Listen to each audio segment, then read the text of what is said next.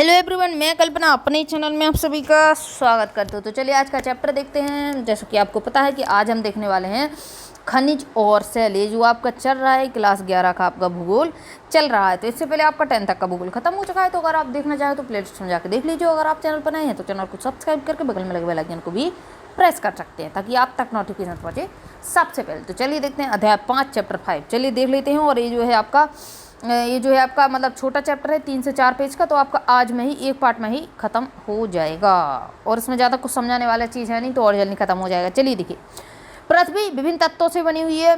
देखिए कोई भी चीज़ है, अगर मान लीजिए आज आप बिस्किट बनाते हैं तो क्या बिस्किट एक चीज़ से बनता है? क्या नहीं बनता ना। उसमें चीनी पड़ती है, उसमें कई तरह के आटे डाले जाते हैं, ठीक है, उसमें सोडा वगैरह डाला जाता है, इसके बाद उसमें पानी लगेगा, यानी कई तरह की चीज़ें लगेंगी। तो वही तो पृथ्वी है।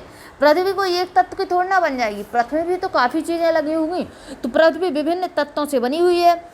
इसकी बाहरी परत पर ये तत्व ठोस रूप में और आंतरिक परत में गर्म तथा पिघली हुई अवस्था में पाए जाते हैं। तो जैसे कि आपको पता है कि जैसे हम अभी आपसे पूछा जाए कि आप पृथ्वी की कौन सी परत पर रहते हैं, तो बोला जाता है सबसे बाहरी परत, जिसको हम भूपर्पटी बोलते हैं, और ये जो परत है ठोस है, ठीक है। लेकिन अगर आप मेंटल बारी परत में जाते हैं तो मेंटल में क्या है आपका, मेंटल आपका ठोस नहीं है।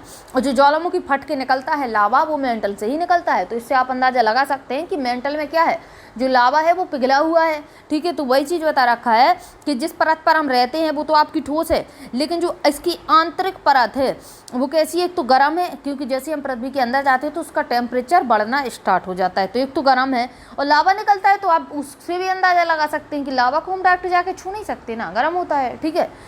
तो गर्म है और कैसा है, पिघला हुआ है। तो आगे देखिए, पृथ्वी की संपूर्ण प्रॉपर्टी का लगभग 98% भाग पर कौन कौन से तत्व पाए जाते हैं उनके बारे में लिखा हुआ है। 8 तत्व पाए जाते हैं। फर्स्ट तो पाया जाता है ऑक्सीजन, जो कि हमारे लिए बहुत महत्वपूर्ण है। ऑक्सीजन, सिलिकॉन, एल्यूमिनियम, लोहा, कैल्शियम, सोडियम, पोटेशियम, मैग्नीशियम। तो ये जो आपके 8 तत्व लिखे हुए हैं, मेरे ख्याल से मुझे नहीं लगता कि इन 8 तत्वों में से आपने किसी का नाम नहीं सुना होगा, क्योंकि बहुत ज़्यादा उपयोग में लिए जाते हैं। अब शेष भाग जो है आपका 98%, तो इन्होंने बता दिया कि 8 तत्व पाए जाते हैं, लेकिन जो 2% बचे वो बचे आपके titanium, hydrogen, phosphorus, manganese, sulphur, carbon, निकल और अन्य पदार्थ से बना है। और ये सब चीज़ें आपकी धातुएं हैं। तो ये सब चीज़ें आपने किसमें क्लास 10th और 9th की केमिस्ट्री में पढ़ी होगी। तो चलिए देखिए, भूपर्पटी के प्रमुख तत्व कौन कौन से हैं, कौन कौन से कितने परसेंटेज में पाए जाते हैं। तो अगर ऑक्सीजन की आप बात करते हैं तो 46%, यानी 46.6% पाई जाती है। सिलिका आपका जो सिलिकॉन है, सिलिकॉन में कितना पाया जाता है, 27%, 27.7। एल्यूमिनियम आपका 8 पाया जाता है। इसके बाद लोहा 5% पाया जाता है संपूर्ण पृथ्वी पर। कैल्शियम बोले तो 3.6 पाया जाता है, और सोडियम बोले तो 2.8 पाया जाता है। पोटेशियम की बात करेंगे तो 2.5% पाया जाता है, और मैग्नीशियम की बात करेंगे तो 2%।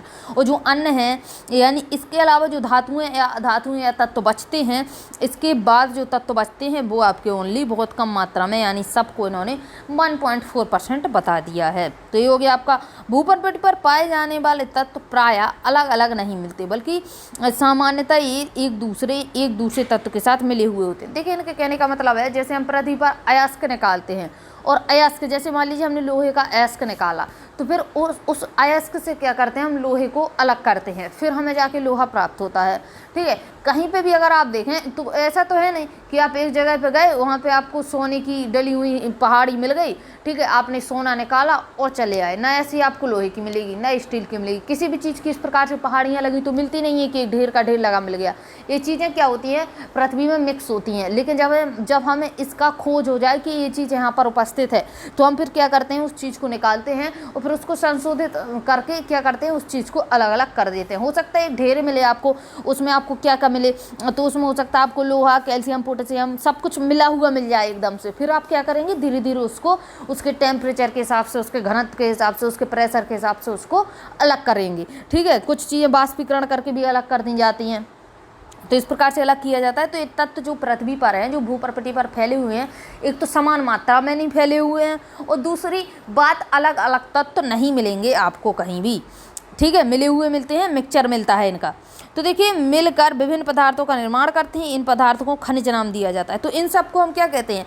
अब देखिए लोहा आपको अगर डायरेक्ट देखने को मिल जाए तो आप उसको लोहा कह देंगे, लेकिन एक संगठन मिल जाए तो उसको हम खनिज कह देते हैं। जैसे कि आपको पता है, चले जाइए, कहाँ पे जाना चाहिए आपको, हमारे इंडिया में जो झारखंड में अगर आप जाते हैं, झारखंड में, या फिर आप पश्चिम बंगाल के कुछ हिस्से, उड़ीसा के कुछ हिस्से, या फिर आप साउथ इंडिया में अगर आप जाते हैं तो आपको बहुत सारे खनिज पदार्थ आपको मिल जाते हैं। चलिए आगे देखिएगा। एक इस प्रकार खनिज एक ऐसा प्राकृतिक कार्बनिक एवं अकार्बनिक तत्व है जिसमें एक क्रमबद्ध परमाणविक संरचना होती है, यानी एक संरचना, मान लीजिए कोई गोल मिल जाए तो कोई ठोस में मिल जाए, इस प्रकार से, ठीक है। निश्चित रासायनिक संगठन होता है, उसमें चीज़ें मिली हुई होती हैं कटनी। भौतिक गुणधर्म होते हैं, भौतिक गुणधर्म से उसका कलर कैसा है, ठीक है, वो भंगुर है या टूटता है या कठोर है या लिक्विड अवस्था में, इस प्रकार से आपकी भौतिक चीज़ें होगी। भौतिक गुणधर्म। खनिज का निर्माण दो या दो से अधिक तत्वों से मिलकर बनता है। अब एक तत्व है, ठीक है, मान लीजिए लोहा है तो आप उसको लोहा कह देंगे, सोना है तो आप उसको सोना कह देंगे, चांदी है तो आप उसको चांदी कह देंगे, उसको खनिज कहने की ज़रूरत नहीं है। लेकिन अब जब ये चीज़ें लोहा, सोना, चांदी, आपको एल्युमिनियम, सब चीज़ें मिक्स करी हुई मिल जाए एक जगह पे और आपको पता ना चले कि इसमें क्या है अलग अलग करके, ठीक है, तब उसको हम खनिज कहेंगे, खनिज, ठीक है। लेकिन कभी कभी सल्फर, तांबा, चांदी, सोना, ग्रेफाइट जैसे एक तत्वीय खनिज भी प्राप्त होते हैं। तो मतलब बता दिया ना कि सल्फर, तांबा, चांदी और सोना और ग्रेफाइट हो सकता है, ये चीज़ें सारी आपको एक मिक्सचर मिल जाए, ठीक है, एक जगह आपको मिल जाए और वहाँ पे सारी चीज़ें हो सकता है मिक्सचर के रूप में हो, फिर आपको उसको अलग अलग करना पड़ेगा। तो इसको हम क्या कहेंगे कि हमें तत्व का खनिज मिल गया, ठीक है। अब देखिए यद्यपि स्थल मंडल की बात करेंगे, लिथोस्फीयर की, तो यद्यपि स्थल मंडल का निर्माण करने वाले तत्वों की संख्या अत्यंत कम है, लेकिन आपस में उनका संयोजन विभिन्न तरीके से होता है। विभिन्न तरीके से क्या मतलब है? मान लीजिए आपने सब्जी में नमक डाला, ठीक, और नमक हो गया आपका ज़्यादा, तो वो सब्जी क्या रहेगी आपकी, आपको स्वाद नहीं लगेगा उस सब्जी का, और उसका जो है स्वाद एकदम चेंज हो जाएगा। तो यही चीज़ होती है कि जो खनिज होते हैं, मान लीजिए एक जगह है वहाँ पे सोना ज़्यादा है उसमें और लोहा कम है, ठीक है, मान लीजिए दूसरी जगह है उस सोने में अब लोहा कम था, अब लोहा ज़्यादा हो गया, ठीक है, सोना कम है, तो चीज़ें मतलब चेंज हो जाएंगी आपकी। उसमें क्या होगा कि इनकी जो तत्वों की जो संख्या है वो कम ज़्यादा होती रहती है, और कम ज़्यादा होने की वजह से वो खनिज भी चेंज होता रहता है। तो इतनी चीज़ हो गई, लेकिन आपस में उनका संयोजन विभिन्न तरीकों से होता है। विभिन्न तरीकों से संयोजन का यही मतलब है, कहीं कोई चीज़ तुम्हें ज़्यादा भी मिल सकती है, कहीं कोई चीज़ हमें कम भी मिल सकती है। इसमें खनिजों की अनेक किस्में पाई जाती हैं। भूपर्पट्टी पर कम से कम 2000 प्रकार के खनिज को पहचाना गया है। भूपर्पट्टी जहाँ पे हम रहते हैं, क्रस्ट पर कम से कम 2000 खनिजों को वैज्ञानिकों ने खोज रखा है और उनको नाम भी दिया हुआ है। लेकिन इनमें से सामान्यतः उपलब्ध लगभग सभी पदार्थ जो हैं 6 प्रमुख खनिजों से संबंधित हैं, ठीक है, जिनको सेलों का निर्माण करने वाले प्रमुख खनिज माना जाता है। तो कौन कौन से हैं देखते हैं इसमें थोड़ा। पृथ्वी के आंतरिक भाग में पाए जाने वाला मैग्मा ही खनिजों का मूल स्रोत है। देखिए खनिज आपको कहाँ से मिलते हैं? जो मैग्मा अंदर से आता है, जो लावा बन जाता है बाहर आने पर, जिसको हम लावा या मैग्मा नाम देते हैं, दोनों नाम देते हैं। तो देखिए जो मैग्मा बाहर आता है जैसे, और वो जमने लगता है, ठीक है, यानी मेंटल से ही निकल के खनिज आता है, ठीक है, सीधी बात यही है आपकी। इस मैग्मा के ठंडे होने पर, इस मैग्मा के कहाँ गया आपका ये सारा, चलिए इसको थोड़ा आगे देखेंगे। मैग्मा, इस मैग्मा के ठंडे होने पर, एक मिनट देखिए इधर पर, इसमें क्या है कि जो मैग्मा निकलता है वो आके क्या करता है, भूपर्पट पर ठंडा होता है, और वो ठंडा होता है तो वो चट्टानें बनाता है, चट्टानों में ही तो आपके खनिज पाए जाते हैं। तो बता रखा है कि मैग्मा ही खनिजों का मूल स्रोत है, यानी जो हमें खनिज मिलते हैं वो मैग्मा से ही मिलते हैं। इस मैग्मा के ठंडे होने पर खनिजों के क्रिस्टल बनते हैं, यानी धीरे धीरे मैग्मा जो होता है जमने लगता है, और इस प्रक्रिया में जैसे जैसे मैग्मा ठंडा होकर ठोस सेल बनता है, ठीक है, खनिजों की क्रमबद्ध श्रृंखला का निर्माण होने लगता है, यानी धीरे धीरे क्या होता है, खनिज उधर पे जमने लगते हैं, चट्टानें जमेंगी, खनिज जमेंगे, ठीक है। कोयला, पेट्रोलियम एवं प्राकृतिक गैस जैसे खनिज कार्बनिक पदार्थ हैं और ये ठोस, तरल तथा गैस रूप में पाए जाते हैं। देखिए कुछ पदार्थ जो है हमें ठोस अवस्था में मिलते हैं, कुछ खनिज हमें ठोस अवस्था में, जैसे हो सकता है आपका, आप सोना चांदी देख लें, कुछ हमें तरल में मिल जाते हैं, कुछ हमें गैस में मिल जाते हैं। गैस की आप बात करेंगे तो ऑक्सीजन वगैरह गैस है, तो उसी प्रकार से गैस है, ठीक है। तो ये तीनों अवस्थाओं में मिलते हैं, यानी ठोस में भी मिलेंगे, तरल में भी मिलेंगे, गैस में भी मिलेंगे। अब धीरे धीरे एक एक करके देखेंगे, बॉक्स में जो दिया हुआ है इसको एक बार देख लेते हैं। तो देखिए भौतिक विशेषताओं भौतिक विशेषताओं और स्वभाव के आधार पर कुछ प्रमुख खनिजों की संक्षिप्त जानकारी दी हुई है। तो देखते हैं भौतिक विशेषताएं क्या है। क्रिस्टल का बाहरी रूप, तो अगर क्रिस्टल को हम बाहर से देखते हैं, क्रिस्टल यानी जो जमा हुआ भाग है मैग्मा का, उसी को हम क्रिस्टल कहेंगे। तो क्रिस्टल का जो बाहरी रूप है अणुओं की आंतरिक व्यवस्था द्वारा तय होता है। ठीक है, अंदर जो अणु है उसके वो किस प्रकार से व्यवस्थित हैं। देखिए, अगर इस शब्द आपको समझ में ना आए तो आपको 9th 10th का विज्ञान जो मैंने पढ़ा रखा है एनसीईआरटी का, अगर आप वो पढ़ लेंगे तो केमिस्ट्री में जो चैप्टर दी हुई हो उससे आपको ये चीज़ें समझ में आने लगेंगी। क्रिस्टल, परमाणु, पदार्थ, अणु, ठीक है, या फिर खनिज, तो ये सब चीज़ें आपको क्लियर हो जाएंगी। धातु, अधातु, अभी आगे भी हम ऐसे बात करेंगे। ठीक है, तो अभी आप सुनते जाइए, अगर आपको पता है तो ठीक है, नहीं पता है तो आप पहले साइंस पढ़ लीजिए। देखिए, क्रिस्टल का जो बाहरी रूप है वो किसके द्वारा बनता है, तो अणुओं की आंतरिक व्यवस्था द्वारा तय होता है। अणु अंदर जो है, पदार्थ के अंदर अणु किस प्रकार से व्यवस्थित हैं उसके द्वारा पता चलता है कि जो क्रिस्टल का रूप है वो घनाकार हो या अष्टभुजाकार हो या षष्ठभुजाकार हो या फिर वो प्रिज्म के आकार का होगा। विदलन क्या है, सापेक्षित रूप में समतल सतह बनाने के लिए निश्चित दिशा में टूटने की प्रवृत्ति, अणुओं की आंतरिक व्यवस्था का परिणाम। ठीक है, एक या कई दिशा में एक दूसरे से कोई भी कोण बनाकर टूट जाना, तो ये होता है आपका विदलन। ठीक है, कोई भी दिशा में कोण बनाकर टूट जाना, इसको हम विदलन कहते हैं। आगे देखिए, विभंजन क्या होता है, अणुओं की आंतरिक व्यवस्था इतनी जटिल होती है कि अणुओं का कोई तल नहीं होता है। क्रिस्टल विदलन तल के अनुसार नहीं बल्कि अनियमित रूप से टूटते हैं। अब देखिए, चमक क्या है। चमक तो आप आसानी से देख सकते हैं, किस चीज़ में चमक है। कोयला रख दीजिए आपके पास, लोहा या फिर मान लीजिए सोना चांदी रख दीजिए, तो आप बता देंगे चमक किस में है। चमक अधिकतर आपकी धातुओं में होती है, अधातुओं में चमक नहीं पाई जाती है। जैसे आपका कोयला है, ठीक है, तो कोयला आपका क्या है, कोयला आपका धातु है। अगर आप सोने की बात करें तो वो आपका धातु है। चमक, रंग के बिना किसी पदार्थ की चमक, प्रत्येक खनिज की अपनी चमक होती है। जैसे कि आपका मेटेलिक, रेशमी या फिर ग्लासी, यानी चमक भी अलग अलग नाम की होती है। रंग, कुछ खनिजों के रंग उन्हीं परमाणविक संरचना से निर्धारित होते हैं। जैसे मेलामाइट भी हो सकता है, ठीक है, एजुराइट भी हो सकता है, ठीक है, कैल्सोपाइराइट भी हो सकता है आदि। तथा कुछ खनिजों में अशुद्धियों के कारण रंग आते हैं। ठीक है, हो सकता है उसका रंग चेंज हो जाए। कभी कभी क्या होता है, जैसे हम कलर मिक्स करते हैं ना, तो जैसे कोई कलर ज़्यादा डल जाए तो कुछ और कलर बन जाता है। आपने कई बार ट्राई किया होगा कि जब आप कलर करते हैं किसी चीज़ में, मान लीजिए एक चीज़ को आपको रंगना है, आपने 2 बार कलर किया, ठीक है, 2 बार यानी 2 बार आपने मिक्स कलर किया अलग अलग, तो वो आपके कलर जो है अलग अलग दिखाई देंगे। क्यों? क्योंकि उसकी जो मात्रा है कम ज़्यादा हो जाती है हमसे। तो कलर जब हम मिक्स करते हैं तो वही चीज़ है कि इसका जो है कलर इस प्रकार से निर्धारित होता है कि किसमें किस प्रकार की अशुद्धियाँ हैं, किसमें किस प्रकार की मात्रा कैसी है। जैसे देखिए, उदाहरण के लिए अशुद्धियों के कारण क्वार्ट्ज जो होता है, क्वार्ट्ज में अगर अशुद्धियाँ हो जाएँ तो रंग कैसा दिखाई देता है, तो इसका रंग श्वेत, हरा, पीला या नीला हो सकता है। तो उस पर निर्भर करता है कि उसमें किस प्रकार की अशुद्धियाँ हैं क्वार्ट्ज में, उसके हिसाब से उसका रंग डिसाइड हो जाता है, यानी रंग अपना बदल लेता है। धारियाँ, किसी भी खनिज के पिसने के बाद बने पाउडर का रंग खनिज के रंग का या किसी अन्य रंग का हो सकता है। मान लीजिए कोई चीज़ है, कभी कभी क्या होता है कि ठोस अवस्था में चीज़ कुछ है और अगर उसमें पानी पड़ जाए यानी H2O से अगर वो क्रिया कर जाए तो क्या होता है कि उसका कलर चेंज हो जाता है। तो उस वही चीज़ यहाँ पे है आपकी कि जब वो ठोस एक पत्थर के रूप में है तो हो सकता है उसका कलर कुछ और हो, लेकिन जैसे ही हम उसको पीस दें, पीसने से क्या होगा, उसमें घर्षण भी लगेगा साथ में, ठीक है। तो अब पीसने के कारण क्या होगा, कोई कोई चीज़ का यानी चट्टान से अगर उसको हम पाउडर में बदलें तो किसी किसी चीज़ का रंग चेंज हो जाता है, लेकिन हो सकता है वो सेम रहे, हो सकता है चेंज हो जाए। तो उसकी जैसे देखिए, मेलामाइट का रंग हरा होता है और उस पर धारियाँ भी हरी होती हैं। फ्लोराइट का रंग बैगनी या हरा होता है जबकि इस पर श्वेत धारियाँ होती हैं। तो उस पर डिपेंड करता है। पारदर्शिता, तो इसको देख लीजिए, पारदर्शी क्या होता है, प्रकाश किरणें इस प्रकार आर पार जाती हैं कि वस्तु सीधी देखी जा सकती है। जैसे मान लीजिए क्या होता है कि ऐसे कुछ मतलब कांच लगा हुआ है तो कांच क्या पार पार देख सकते हैं ना, तो कुछ ऐसे खनिज होते हैं आपके, जैसे कांच भी तो आपका खनिज है, ठीक है, गिलास भी तो आपका खनिज है।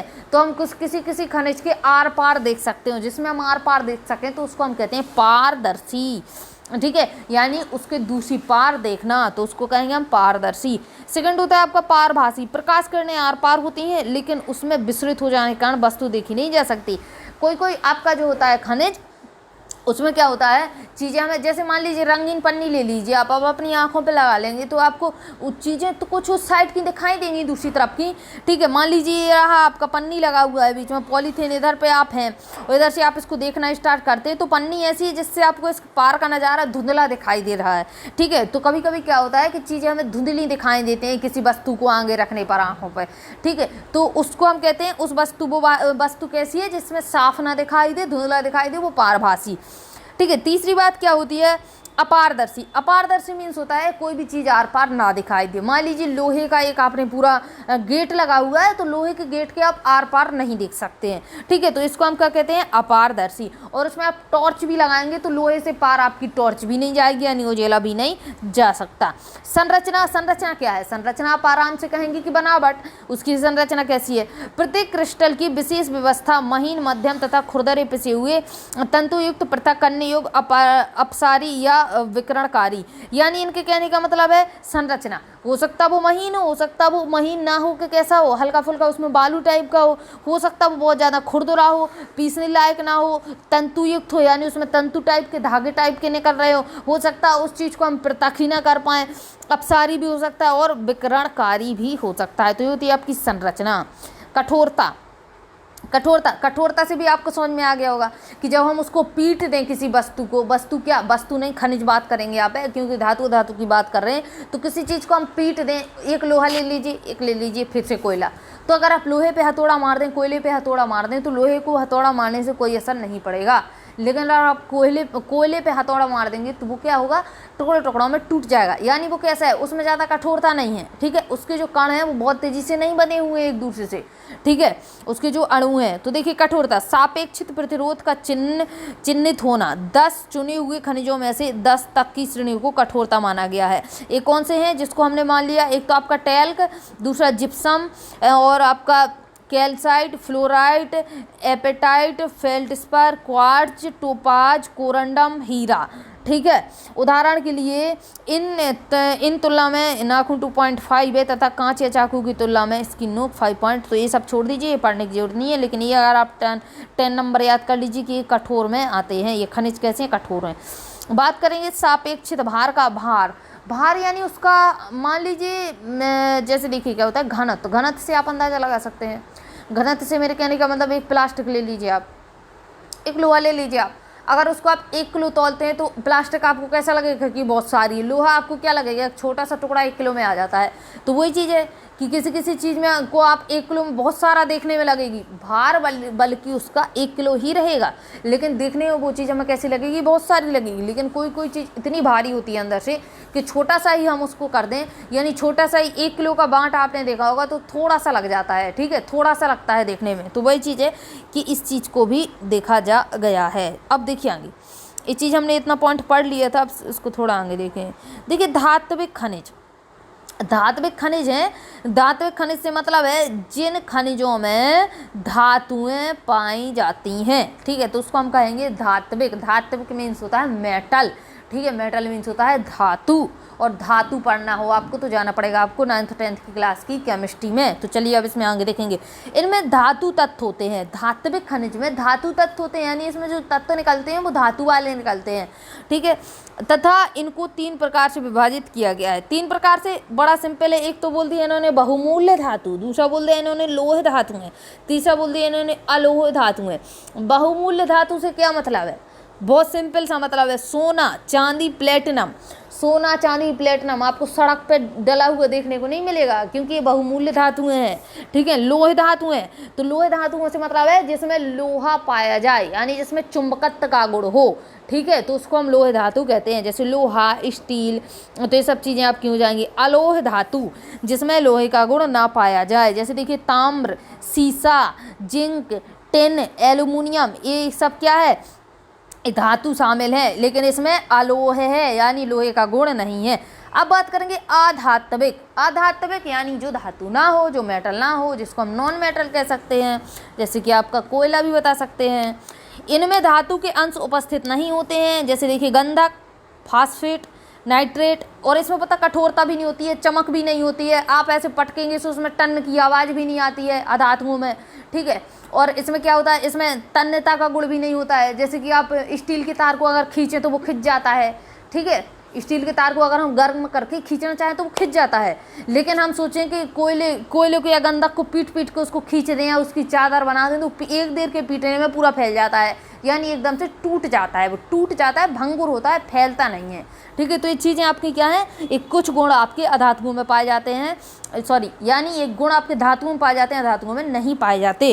टन की आवाज़ भी इसमें नहीं आती। सीमेंट अधात्विक खनिजों का मिश्रण है। तो जो सीमेंट बनाया जाता है, जो क्या होता है, सीमेंट क्या होता है, सीमेंट में ऐसी चीज़ें डाली जाती हैं जो जल से क्रिया करके ठोस रूप में परिवर्तित हो जाती हैं, पाउडर की जगह ठोस बन जाती हैं, यानी उसमें जल की क्रिया हो जाए तो वो ठोस अवस्था में देखने को मिल जाती हैं। तो ये क्या है आपका अधातुओं का ही मिश्रण है, याद रखना, धातु उसमें कोई भी नहीं पाई जाती है। अब बात करेंगे हम सेल। तो सेल की बात करेंगे, सेल साइंस नहीं, भूगोल में सेल मतलब होता है चट्टान, ठीक है। उधर में सेल होता है घड़ी का सेल। साइंस में अगर आप बात करेंगे तो सेल मीन्स होता है घड़ी का सेल। बायोलॉजी में बात करेंगे तो क्या हो जाएगा, सेल मीन्स कोशिका। तो सेल का मतलब अलग अलग होता है। अभी हम बात कर रहे हैं भूगोल की, और भूगोल की बात करेंगे तो इधर पे सेल का मतलब हो गया चट्टानें। पृथ्वी की परपटी सेलों से बनी हुई है, यानी पृथ्वी की जो क्रस्ट है, यानी यहाँ पे हम रहते हैं, जो सबसे ऊपरी परत है जो ठोस अवस्था में पाई जाती है, कैसी बनी है, इस सेलों की ही बनी है। सेल का निर्माण एक या एक से अधिक खनिजों से मिलकर बना होता है, यानी एक आपकी चट्टान है तो उसमें अकेला आपको लोहा नहीं मिलेगा, अकेला आपको उसमें फास्फोरस नहीं मिलेगा, चट्टान कभी ऑक्सीजन से बनती नहीं है, ना ही उसमें आपको अकेला कोयला मिलेगा, यानी कई खनिजों का मिश्रण होती है चट्टान। सेल कठोर भी हो सकता है, या हो सकता है इतना कठोर ना हो सकता है आप एक हथौड़ा मारे वो टूट जाए, हो सकता है आप उसमें 20 हथौड़े मार दे फिर भी ना टूटे, ठीक है। विभिन्न रंगों का हो सकता है, पत्थर में आपने रंग देखे होंगे कि कोई किसी रंग का है, कोई किसी रंग का है, तो वो खनिज के हिसाब से ही होता है। जैसे देखिए ग्रेनाइट कठोर है, ग्रेनाइट कठोर है लेकिन सेल खड़ी नरम होती है, सेल खड़ी में एक हथौड़ा मारा टूट जाएगी, लेकिन ग्रेनाइट को नहीं आप तोड़ सकते हैं। ग्रेबो काला तथा क्वार्टजाइट दूधिया सफ़ेद कलर का होता है, दूधिया श्वेत कलर हो सकता है इसका। सेलों में खनिज घटकों का कोई निश्चित संगठन नहीं होता है। अब आप बोल दें एक सेल है, ठीक है, एक चट्टान पड़ी हुई है, अब आप बोलें इसमें 20% लोहा 80% सोना, तो ऐसा नहीं है कि हर जगह आपको 20% लोहा 80% सोना मिल जाए, ठीक है। उसका संगठन अलग अलग है, हर जगह होता है, अलग अलग होता है, हर जगह अलग अलग होता है। सेलों में सामान्यतः पाए जाने वाले खनिज पदार्थ फेल्सपर तथा क्वार्ट्ज ही होते हैं। सेलों एवं स्थलाकृतियों तथा सेलों में मृदा में निकट संबंध होने के कारण, देखिए कैसे होते हैं इसमें निकट संबंध, सेल तथा स्थलाकृतियाँ। देखिए जो स्थलाकृतियाँ बनती हैं वो सेलों की वजह से तो बनती हैं। मान लीजिए हिमालय पर्वत पर जाएंगे तो वहाँ पे कौन सा आपको सोने की चट्टानें मिल जाएंगी, पत्थर ही तो मिलेंगे, ठीक है। और सेल और मृदा, तो सेल यानी चट्टान के टूटने से, चट्टान के टुकड़े होने से धीरे धीरे इतना महीन हो जाता है चट्टान को, वो मिट्टी में परिवर्तित हो जाता है, ठीक है। तो इसका निकट संबंध है, निकट संबंध ये क्योंकि ये चीज़ें एक दूसरे से जुड़ी हुई हैं, एक दूसरे के टूटने से बन रही हैं, ठीक है। तो जो भूगोल शास्त्री थे को सेलों का मौलिक ज्ञान होना आवश्यक होता है, तो इन्होंने सोचा सेलों का ज्ञान लिया जाए। आगे देखिए सेलों के विभिन्न प्रकार बताए इन लोगों ने, क्या क्या बता दिए, जिनको उनकी निर्माण पद्धति के आधार पर 3 समूहों में बांटा। आधार क्या लिया इन्होंने, तो आधार लिया उनका बनना, ठीक है, कि उनका निर्माण कैसे होता है, किनका, चट्टानों का। तो फर्स्ट तो इन्होंने बताया आग्नेय सेल, अवसादी सेल, कायांतरित सेल, सुनी होगी आपने, कोई बड़ी बात नहीं है। आग्नेय सेल जो मैग्मा से बनती है, मैग्मा या फिर लावा बोल सकते हैं। अवसादी सेल जो बाहर के उसमें जो आग्नेय सेल में बाहर के बल लगते हैं, यानी बहिर्जनित बल लगते हैं, बहिर्जनित प्रक्रियाओं के द्वारा सेलों के अंशों के निक्षेपण से बनती हैं। यानी आग्नेय सेल की टूटने से, और टूटती कैसी है, पानी से टूटेगी, हवा से टूटेगी और सूर्य की किरणों से टूटती है। तो इस प्रकार से अगर टूटती है आग्नेय सेल तो धीरे धीरे टूट के अवसादी में परिवर्तित हो जाती है। अवसाद मीन्स होता है, अवसाद मीन्स देखिए इधर पर निक्षेपण यानी एक जगह से टूटना दूसरी जगह रुक जाना चीज़ का, उसको हम निक्षेपण कहते हैं। अवसाद मीन्स होता है छोटे छोटे टुकड़े किसी चीज़ के, उसको हम अवसाद कहते हैं। तो अवसाद नाम से बन गया अवसादी। थर्ड बात करेंगे कायांतरित सेल, उपस्थित सेलों में पुनः क्रिस्टीकरण की प्रक्रिया से निर्मित होते हैं। तो ये ताप दाप का होता है, इसको थोड़ा हम जब डिटेल में पढ़ेंगे तो देख लीजिए इधर पे। अब देखिए पेट्रोलॉजी याद कर लेना कि पेट्रोलॉजी क्या होता है। अगर आपसे पूछे सेलों का विज्ञान यानी चट्टानों का विज्ञान भी बोल सकता है, ठीक है। तो अगर चट्टानों का विज्ञान आपसे पूछ दे या सेलों का विज्ञान पूछ दे तो आप बोलेंगे पेट्रोलॉजी बोला जाता है। याद रखना, बहुत इंपॉर्टेंट है। इस प्रकार से नाम आपके वन लाइनर में पूछे ही जाते हैं। एक पेट्रोशास्त्री सेलों के विभिन्न स्वरूप का अध्ययन करता है। जैसे सबसे पहले उसमें क्या देखता है, वो खनिज की संरचना देखता है, उसकी बनावट देखता है, ठीक है, उसका गठन देखता है कि किस किस वस्तु से बनी हुई है, उसका स्रोत देखता है कहाँ से निकली हुई है, प्राप्ति का स्थान देखता है, परिवर्तन देखता है उसमें, और उसका समय भी देखता है सेल का कि कितने समय में बनी हुई है। अब आगे देखिए, अब आग्नेय सेल की बात करिए। तो सबसे पहले हम बात करेंगे आग्नेय सेल की। आग्नेय, फिर अवसादी, फिर बात कर लेंगे कायांतरित की, उसके बाद चैप्टर खत्म हो जाएगा। तो चलिए, आग्नेय सेल बनती कैसे है? तो आग्नेय सेल की अगर आप बात करें तो चूंकि आग्नेय सेलों का निर्माण पृथ्वी के आंतरिक भाग में मैग्मा एवं लावा से होता है। देखिए, आग्नेय सेल हम किसको कहते हैं? जैसे ही ज्वालामुखी फटेगा तो निकलेगा लावा, ठीक है, मैग्मा। अब वो मैग्मा आया जैसी भूपर्पटी पर तो धीरे धीरे धीरे ठंडा होने लगता है, ठंडा होने के बाद जमने लगता है, और जमता है तो बन जाती है चट्टान, ठीक है। तो वो जो लावा से जम के चट्टान बनती है, ठीक है, जो लावा ठंडा होकर चट्टान बना देता है, उसी को हम कहते हैं आग्नेय सेल, ठीक है। अब याद रखना कि आग्नेय सेल, और आग्नेय सेल सबसे पहले बनती है लावा से, तो उसको हम प्राथमिक, ठीक है, प्राइमरी चट्टान भी कह सकते हैं। मैग्मा के ठंडे होकर घनीभूत हो जाने पर आग्नेय सेलों का निर्माण होता है। देखिए, इग्नस शब्द से बना हुआ है जिसका अर्थ होता है अग्नि, तो इसका नाम आग्नेय रख दिया। मैग्मा के विषय में तो आप पहले ही जानते हैं, जब अपनी ऊपरगामी गति में मैग्मा ठंडा होकर ठोस बन जाता है तो ये आग्नेय सेल का निर्माण करता है। ठंडा तथा ठोस बनने की यह प्रक्रिया पृथ्वी की परपटी या पृथ्वी की सतह पर हो सकती है। तो जब हमने अभी पीछे पढ़ा था कि कभी कभी पृथ्वी के जो लावा होता है, कभी कभी क्या होता है, इतना गाढ़ा होता है कि ऊपर तक नहीं आ पाता है, ऊपर तक ना आने की वजह से वो परपटी के थोड़ा अंदर ही जम जाता है, यानी पूरा ऊपर तक नहीं दिखाई देता है, कभी कभी थोड़ा अंदर ही जम जाता है, ठीक है। तो ये चीज़ होती है आपकी, कभी कभी ऊपर भी आ जाता है। आग्नेय सेलों का वर्गीकरण इनकी बनावट किस प्रकार की है, बनावट के आधार पर कर सकते हैं। इसकी बनावट इसके कणों के आकार पर एवं व्यवस्था तथा पदार्थ की भौतिक अवस्था पर निर्भर करती है। इसके जो है कणों के आकार, उसकी व्यवस्था, किस प्रकार से कण चट्टान में व्यवस्थित हैं, ठीक है, उनका बड़ा बड़ा आकार है या छोटा छोटा, ठीक है, और उसका पदार्थ कैसा है, तो इसके आधार पर इसको वर्गीकृत कर देते हैं।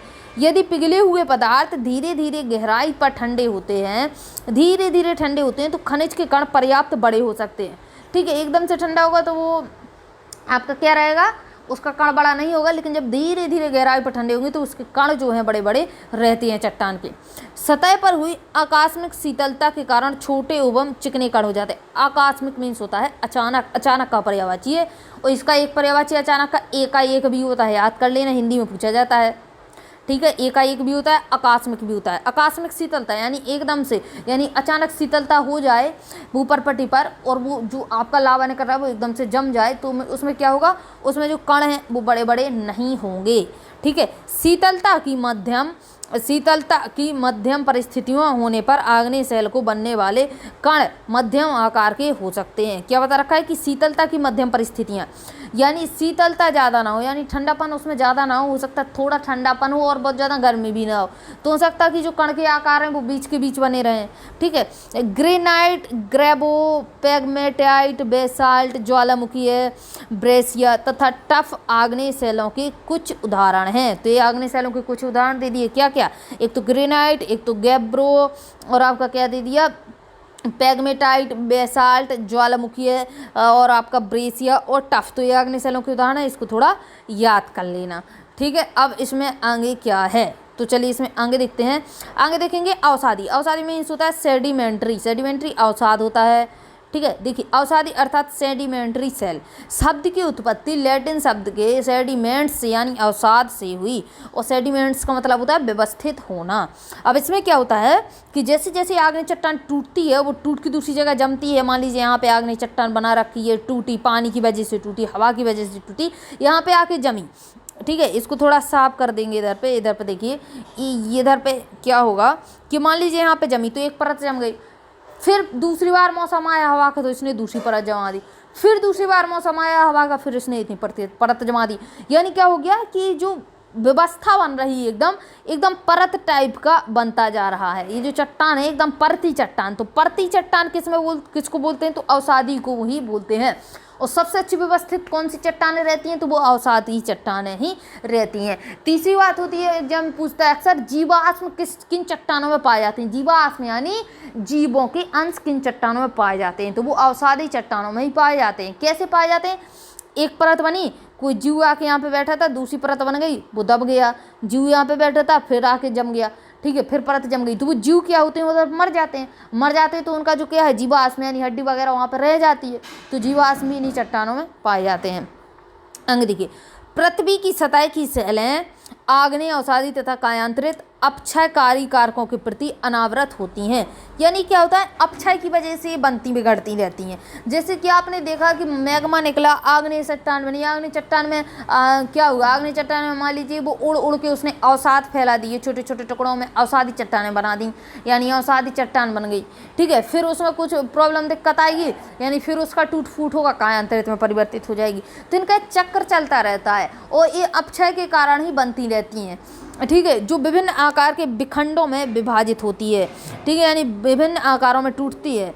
ऐसे उपखंडों का विभिन्न बहिर्जनित यानी बहिर्जनित वाले यानी बाहर से लगने वाला, तो बहिर्जनित कारकों के कारण संवहन तथा निक्षेपण होता है। संवहन क्या होता है, मान लीजिए यहाँ पे चट्टान थी तो उसकी टुकड़ी यहाँ गई, यानी संवहन कर चुके हैं।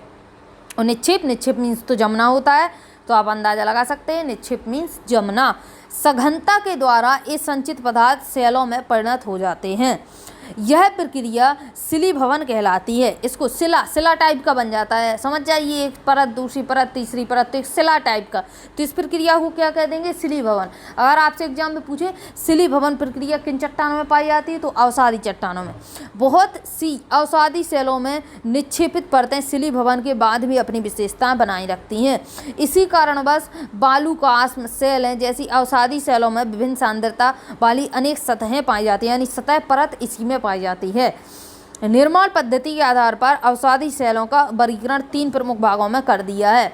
तो देखिए, यांत्रिकी रूप से निर्मित, तो निर्माण के आधार पर, जैसे देखिए बालुकाश्म, पिंडशिला, चूना प्रस्तर, सेल विमिद्रता, यानी ये जो चट्टानें बनती हैं, नाम जो लिखे हुए हैं, ये आंतरिकी रूप से बनती हैं, यानी यांत्रिकी रूप से निर्माण इनका होता है।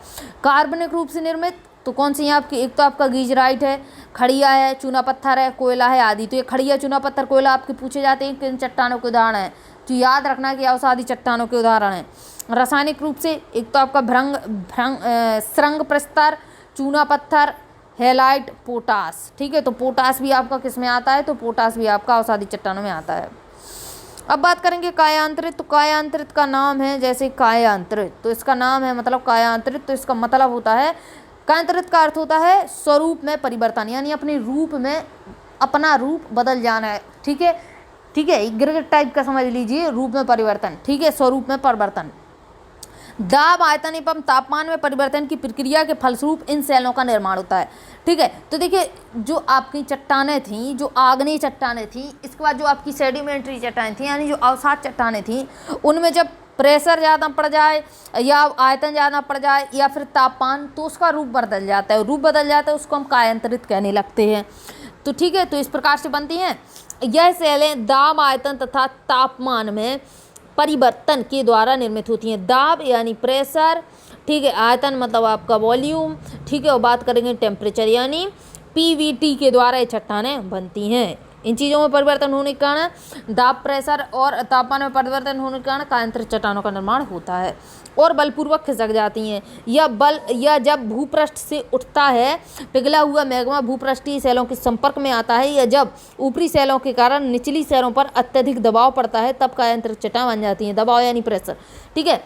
कायांतरित वह प्रक्रिया है जिसमें समेकित सेलों में पुनः क्रिस्टलीकरण होता है तथा वास्तविक सेलों में पदार्थ पुनः संगठित हो जाता है। देखिए, अगर इस पर प्रेशर पड़ेगा, प्रेशर तो पड़ेगा, प्रेशर मतलब ठीक है, लेकिन टेम्परेचर, अगर टेम्परेचर पड़ेगा तो चट्टानें क्या होती है, टूट फूट के पिघलने लगती हैं, और पिघलने लगती हैं तो क्या मतलब है, फिर वो मैग्मा में परिवर्तित हो जाती है, फिर कहीं पे ज्वालामुखी फटेगा। तो इस प्रकार से इनका चक्र चलता रहता है। देखिए, इधर पर चक्र दिया हुआ है, तो इसको पढ़ लेंगे टॉपिक को, फिर चक्र देखते हैं। बिना किसी विशेष रासायनिक परिवर्तन के टूटने एवं पिसने के कारण वास्तविक सेलों में यांत्रिकी व्यवधान एवं उनका पुनः संगठित होना गतिशील कायांतरित कहलाता है। ऊष्मीय कायांतरित के कारण सेलों के पदार्थों में रासायनिक परिवर्तन एवं पुनः क्रिस्टलीकरण होते हैं। उसमें कायांतरण 2 प्रकार के होते हैं। तो इसको देख लेते हैं कौन कौन प्रकार के होते हैं। बाकी आपका इधर पे देखिए, इधर पे जो दिया हुआ है आपका चक्र, तो इसको हम देखेंगे। पहले इसको टॉपिक को कंप्लीट कर लेते हैं।